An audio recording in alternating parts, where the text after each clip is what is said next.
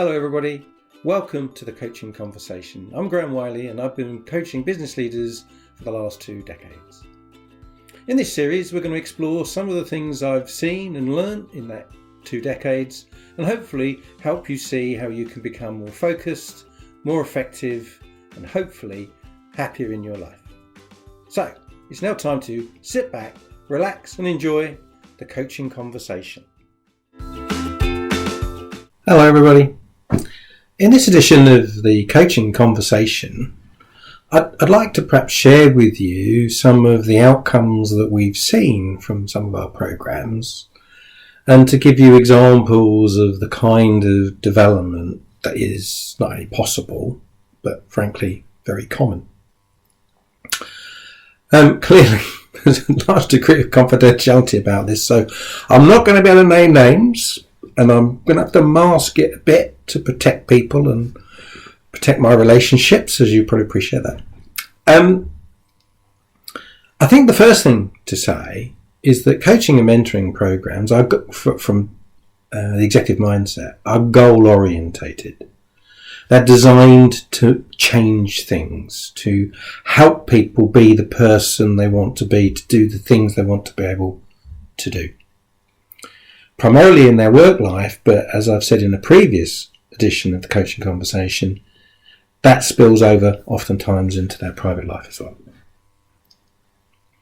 So typically what happens in a coaching program, we'll be introduced to the coachee, which could be the business owner, it could be one of their senior team or some of their senior team, or it could even be some people that they believe are fast trackers that they want to accelerate their development. And we'll be introduced to them, and there'll be a couple of conversations that are pretty important. One is with the sponsor, the person paying the bill, which is, what is it you want from this program? And we distill that down into 1 or 2 or 3 key development targets and goals. And they're not necessarily criticisms of the individual. They're often opportunities for improvement rather than correcting bad practice. I have a similar conversation with the individual, and it's very rare that those conversations don't coincide. It's very rare that they don't know themselves well enough to understand what their boss or the sponsor is thinking they should be working on. But in addition to that, they'll probably have 2 or 3 other big things they want to work on at the same time. And so we'll end up, prior to the start of the program, with about half a dozen key goals that we're looking to help them develop their capabilities around over the course of the coaching program. And they vary. These things are obviously particular to the individual, they're particular to the organisation. There are common themes, and we've talked about those before in previous coaching conversations, but things like interpersonal skills, commercial skills, developing particular relationships that are key to the organisation. And it tends to be repetitive in some senses, in that we routinely have problems around stress management, time management. We typically have problems around work-life balance, which are almost universal to senior roles. However, in some organisations, particularly smaller SMEs or even family-owned organisations where there's a degree of succession planning going on, there is a desire to prepare people with a wider understanding of their role at the next stage of their development. They might be a departmental head and they're going to become a director. They might be a director and they're going to become the managing director, or at least that's the plan. And so guiding them, helping them work through where they are now and where they're going to be and what that's going to need that they don't currently have is all part and parcel of the same coaching program. And clearly that those specific skills will be particular to that moment, that situation. So here is an example. We were working with a technology firm, and it was a family-owned technology firm, growing very quickly, had a very unusual position in its marketplace, not exactly unique, but a leading position. And the non-executive chairman, who was a significant shareholder, was very keen to do two things. He wanted to reduce the dependence on him and the managing director, so he wanted to create a wider executive board that was capable of running the business without the two of them, which in turn would enable them to sell the organisation, particularly at a premium, and release the value that they built up in the organisation.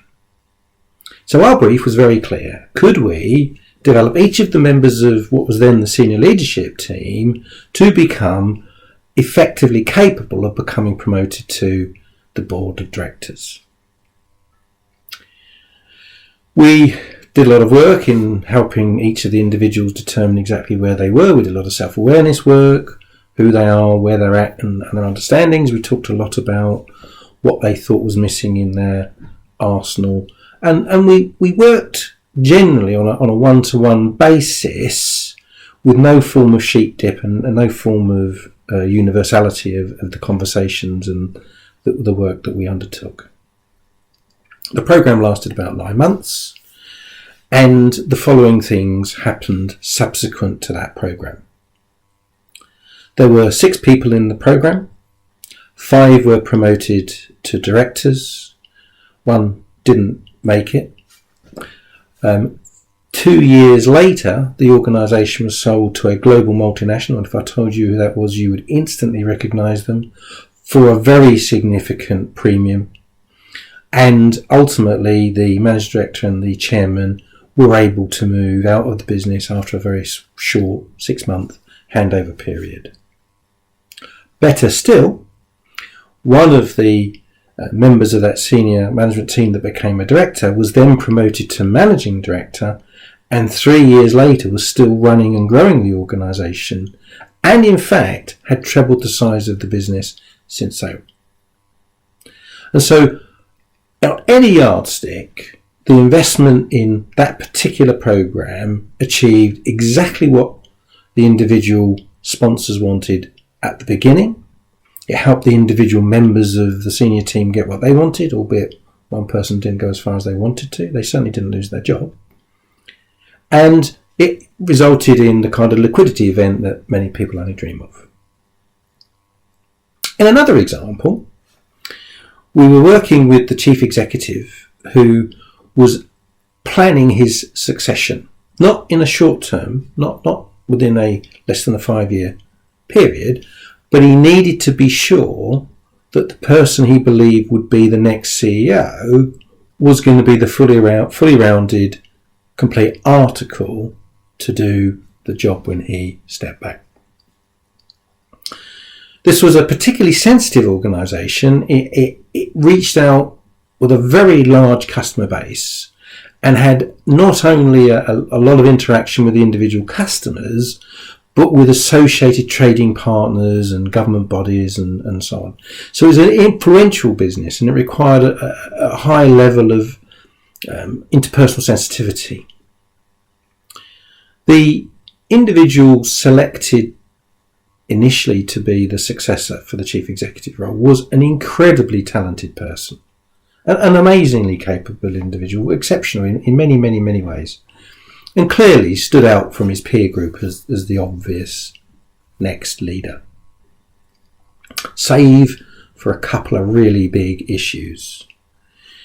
He was very, very interpersonally challenged. He was so fixated on his work that he was working exclusively on his own agenda and had absolutely no time for anybody else or the people that work for him, the people around him, and indeed some of the external contacts, critical as they were to the performance of the organisation. He was insensitive to some of the points of their needs and requirements from him. The second challenge he had was more to do with the commercials, not in the context of not understanding how to make money, but how to do so in a way in which everybody benefited, both the customer delivering value and the organisation in terms of turning a surplus and a profit. These seem relatively straightforward challenges, but they're actually quite complicated. First of all, getting someone to understand and willingly accept that they're interpersonally challenged is not an easy thing. First of all, they're interpersonally challenged because they don't realise they're interpersonally challenged. They have very little sensitivity around the matter. So we had to do quite a lot of work around self-awareness tools, quite a lot of work around helping you understand what other people saw when they did business with him. So we did some 360 work, we did some psychometric testing, we did a number of workbooks around emotional intelligence and managerial leadership programs and learning styles and a whole bunch of stuff, which got him to open his mind up to perhaps other ways of working, other ways of seeing people.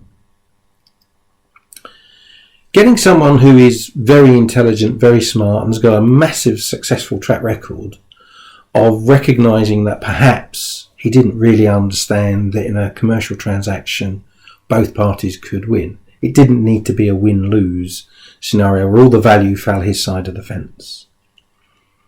Getting him to understand how he could deliver value to a client which didn't necessarily impede his ability to make money for his own organisation was revelatory for him. Now, we didn't have any universal insight. We didn't have any clever tricks other than helping him think it through, other than asking him open questions that got him to explore what the client might be looking for above and beyond the monetary aspects that we talked about earlier. So what happened? It was a 6-month coaching program. He started to experiment with the interpersonal challenges, and he had some real tough feedback from the beginning because it was a different set of behaviours, and people who he interacted with on a regular basis were seeing him behave differently, whether it was in meetings, whether it was in social contact, and he was asking them questions that he'd never asked them before. He was getting them cups of coffee he'd never got them before, and so on. And so he was getting some pushback in terms of what's wrong with you, what's happened. He pushed through it, and within the 6-month program, he had revolutionised people's view of him. Now, I wouldn't pretend that he was everybody's best mate, and I wouldn't pretend that he was on the top of their Christmas card list and invited to every office party. That would be an exaggeration. However, it had substantially moved on, to the point where the chief executive could see that a very strong foundation had been laid and his awareness had been opened, and it was something that he could continue to work on, and would as a priority. When it came to the commercials, well, this was a really big issue because at that moment they were tendering for a very large piece of work, in fact a transformational piece of work. And they needed to demonstrate that they were going to be delivering something more than the competition. Not only were they going to be cost effective, price effective, they needed to actually demonstrate value for the client. And in this context, it was legacy know-how. In this context, it was making sure that the client had adopted the internal skill sets that they'd effectively paid for. And not only did they win that contract within the 6-month program, but the feedback initially from the first phases of the rollout was substantial because they had included all of the staff at the client that needs to be included in terms of owning the project, rolling the project out, understanding the intellectual property, and so on and so on. So at the end of the 6-month program, we had done 2 things with the coachee, which takes all the credit for the fact that the coachee did all the work. The truth is, he had repositioned himself to a position of greater opportunity for success. He tackled head-on 2 very significant challenges very, very successfully. Transformational. In a third example, we were working with an organisation that had moved and transformed its legal entity status. It had been an independent business and was effectively subsumed by a larger parent. In turn, the chief executive had been promoted to a larger role within the new enlarged organisation, but retained direct line responsibility for the operation of the new business. That meant, in simple terms, that he not only needed to backfill, he needed to backfill successfully to enable him to take on his wider role and be confident that his old job was still being done successfully in a new culture as well, to boot. So we coached the new CEO, who had been working in the organisation for nearly 10 years. So he wasn't new to the organisation, but he was certainly new to the situation. And he's certainly new to being a CEO. And we coached 2 or 3 of his direct reports at the same time, because not only did he need to backfill, but they needed to raise up their skill sets at the same time. So it was a complete elevation of the team into a new culture. And so the kinds of things we were working on, again, were leadership and management. What is the role of a CEO? What is the role of a leader? What's different between that and head of a function or director of a function? We were dealing with how to lead a cultural change within an organisation that was previously independent and now isn't. And we were dealing with how do you motivate a team that's been effectively thrown into a whole melee of change that has very little control over.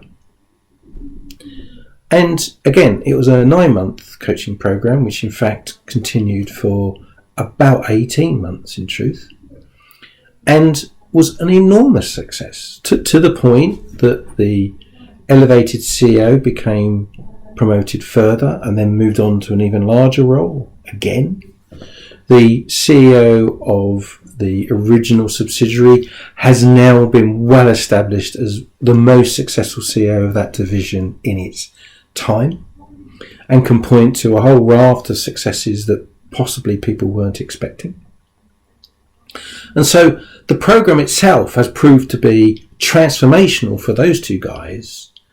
At the same time, for both organisations, the acquirer and the subsidiary, and for the cohort of senior managers immediately below the CEO.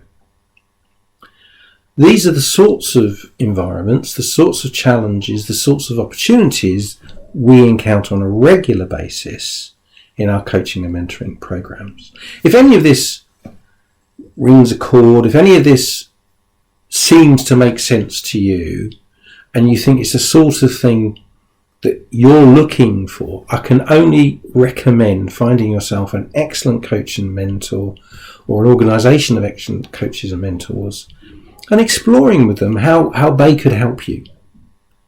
Because there's no doubt that it does. Ultimately, the work that is required comes from the coachees. But it won't happen without a coach and a mentor. Without the accountability, without the open questioning, without the pushing and prodding that comes from a coach on a regular basis, the additional development simply will not happen. So, there you have it, the latest edition of the Coaching Conversation. Hope you found it interesting, hope you found it useful. You can find out more about our coaching programs at theexecutivemindset.co.uk. If you want to reach out, you can send me an email at theexecutivemindset@sagegreen.com. You can book a free 30-minute session at theexecutivemindset.co.uk, which will give you a really good feel for how coaching could help you. And if you've really enjoyed the session, do please rate us, do please give us a review. And nothing more for me to say other than see you next time.